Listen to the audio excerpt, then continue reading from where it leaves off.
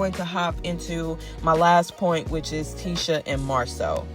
Marsau made Tisha look like a fool as that reunion was closing. All of that ranting and raving and bravado she had just put on toward the other women on that stage, it was undone in 30 fucking seconds. When he made that comment about her being capable of cheating, how her just simply having a vagina, how friends can be an influence on a woman cheating, he had undone all that confidence. She, just like that. Did y'all hear me snap? Like that. She had been reduced back to Tisha from season 1. A fool is what he just did to her. And it was total projection. As a woman looking at Tisha, obviously we can't say anything is 100%. But as a woman looking at Tisha, and I'm pretty sure a lot of other women can vouch, Tisha is not capable of stepping out on that man. She's not capable of doing it. And even if she is capable, she's not going to. She loves that man's dirty draws. He done sat up on national TV and made her look like a fool how many times? I know a lot of women who cheating for less. Not only that, but when they first got married, Marsau wasn't the Marsau Scott we see today with the properties, the entrepreneurship and all of that. From the things I've read, he'd been working at movie theaters. He'd been working at Target, Target, honey, and all of this. And she was still with that man. Broke and ain't shit, and she was still with him. She's not going to cheat on him. Now that he's actually, grown financially, provided a home for her and her children, I don't think she has any interest in cheating on him at all. But he just made her look dumb as hell. Then he tried to run the same game on us, the audience. He said, capability versus probability. Bullshit semantics, Marsau. We're not stupid. Tisha's not stupid either. She's just in love with him. And we are not, right? So we don't have that blinder. We don't have kids with the man. We have not built our life for 15, 14 years with the man, right? So we can see certain stuff. We can speak a little bit quicker, but she can't. And I don't want to come down too hard on her about that, because I hate to say it, but I feel like there's going to come a time in the near future where Tisha is going to be smacked with some news. Absolutely. I think there's going to come a time where she's going to be smacked with something, another scandal, and she's going to have to figure out a way to pick her head up. And that's why I'm honestly glad that her and Mel are starting to kind of, I don't want to say reconcile, because that's not what I see. I still feel like Tisha is afraid to get close to Mel for the same reason that she doesn't want to be close to Kiki. She's not going to divorce her husband yet. Right? And she knows that no matter how cool her and Mel are deep down, Mel is aware that Marsau has cheated. And Mel low-key thinks she's a fool for continuing to be there. So no, she's not going to get that close to Mel for the same reasons any of us wouldn't if we were in her position. But I do still believe that Tisha likes Mel. Mel likes Tisha. And when something happens, if something happens, Mel is going to be her support. It's not going to be Kimmy's boring male-identified ass. It's not going to be her. It's going to be Mel. Because Kimmy is still living in denial her damn self. But yeah, I just think that Marsau told on himself by saying that. And he said, does she have a vagina? I looked at him like, well, you got a penis? And then he gives the scenario. She's with her friends. Well, didn't you leave and go to Atlanta with your friends? With your penis?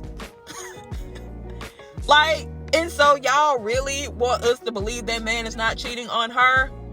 She don't even believe it at this point. And I feel bad for her.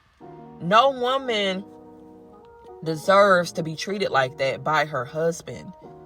No woman deserves to be talked to like that, to be just kind of thrown around a little bit is how he does her. And it's been like that since season 1. Honestly, it's gotten a little bit better. But when you look at it, it's not even better, but it's just gotten better since season 1. And I feel like the only reason why that is because Tisha's been taking notes. She knows she looked crazy as hell. She looks like a doormat. So now she's like, I need to start speaking up for myself. Absolutely, Tisha. Keep speaking up for yourself, girl. I feel like something is wrong with Carlos for even bringing internet fodder to the reunion. I say that because he asked them a question. Tisha was to ever step out of Marsau, ladies, would she be in the right to do so?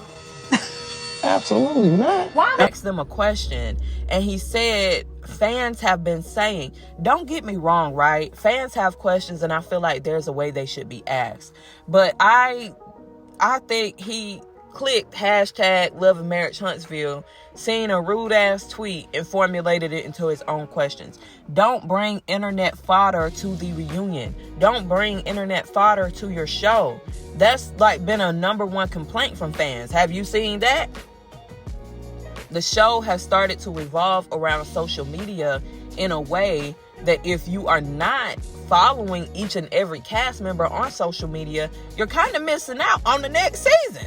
Because this is what their storyline is going to be, right? So, Carlos is just... I thought Carlos was amazing for the work that he did on Real Housewives of Atlanta.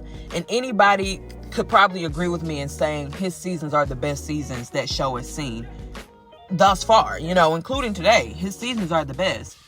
But I'm realizing that the reason why it was as good as it was and it did not spiral was because he had somebody over his fucking head. He had somebody over his head. Even though he was EP, he was on a network. And when shit going without clearing it with Andy first, okay?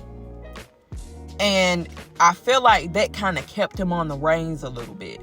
And yeah, you're the producer, but no, you cannot be the host. I'm not going to allow that. Thank God. Shout out to Andy Cohen. Thank God he did not allow Carlos King to host a reunion. These reunions, to me, lack structure. They are messy. It doesn't seem like there's ever any closure brought. To me, it just seems like he's reopening wounds constantly. I mean, seriously, talking about Chris and Nell and their cheating thing, now they gotta go home and think of it. Like, where does that even come from? I digress, y'all. I digress. My last point is Maurice is a millimeter and it's killing Kimmy. But other than that, y'all, that's really all I have for you guys. I will say the part 3 wasn't as unbearable as what I thought it would be. It was okay. Again, I still have my same critique that I wish that Carlos would bring a little bit more closure to these reunions as opposed to just starting more mess. But I think it was a really good reunion.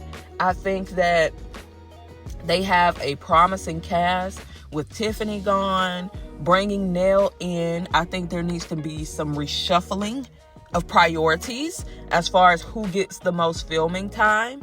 I think maybe move Kimmy and Maurice to friends of the show and stick that corset up Kimmy's ass because it means nothing this late in the game. We're here for ratings, are we not? All right then. So, yeah, guys, I think that's it. Thank you so much for joining me, an unreasonable black woman, to hear my commentary on Love&Marriage Huntsville. Definitely stay tuned because, you know, with this cast, some shit is always going on, even when they're in their off season. So I could be dropping back in to talk some shit about these folks later on down the line. I hope you guys have a really good week, and I'll see you next time.